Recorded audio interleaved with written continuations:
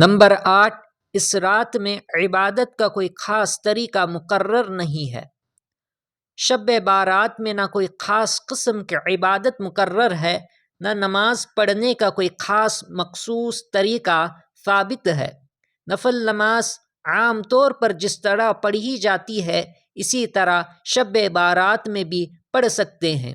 بعض علاقوں میں اس رات میں نوافل پڑھنے کے جو طریقے عوام میں رائج ہیں اور ان کے عجیب و غریب فضائل و فوائد بیان کیے جاتے ہیں، مثلاً اتنی رکعات پڑھو اور پہلی رکعت میں فلانا سورہ اتنی مرتبہ پڑھی جائے اور دوسری رکعت میں فلانا سورہ اتنی مرتبہ پڑھی جائے، یہ سب درست نہیں ہے۔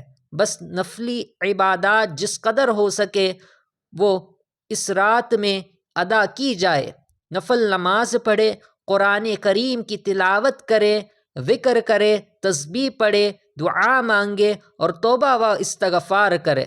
اللہ تعالیٰ پوری امت کو اس رات میں بدعات و خرافات سے بچنے کی اور اپنی عبادت کی توفیق بخشے، آمین۔